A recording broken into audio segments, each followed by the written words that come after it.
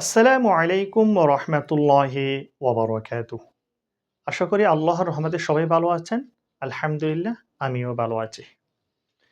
তাহলে পড়া শুরু করা যাক। কোনটা কিভাবে পড়বো একটু ভালো করে দেখবেন। বিসমিল্লাহির রহমানির রহিম। র জবর র, সিন ওয়াও পেশ সু, রসু, লাম মিম দুই পেশ লুম ওয়াজিব গুন্না। রসুলুম, মিম জের মি, নুন লাম জবর নাল, মিনাল, লাম কাটা জবর ল, মিনাল ল, হাজের হি, মিনাল লহি।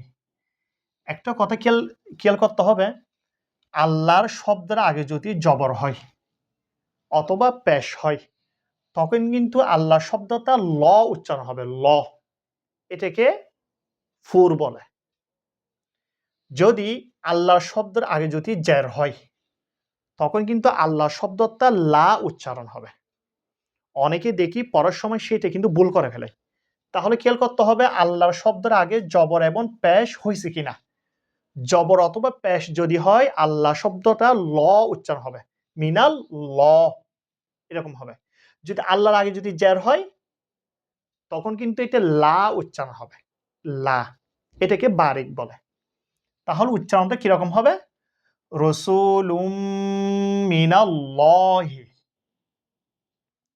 সদ পেশ সু, হা পেশ হু, সুহু।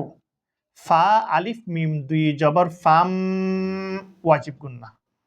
সুহু ফাম, মিম পেশ মু, ত হা জবর তহ, মুতহ, হা জবর হা, মুতহহা, র জবর র, মুতহহার, তা দুই জবর তান, মুতহহারতান। সদ ফা জবর সফ, ফা আলিফ দুই জবর ফান, সফান। আজকে তাহলে এটুকু পর্যন্ত। এরপর থেকে ইনশাল্লাহ আমরা আগামী ভিডিওর মধ্যে পড়ব। আল্লাহ হাফেজ। আসসালামু আলাইকুম ওয়া রাহমাতুল্লাহি ওয়া বারাকাতুহু।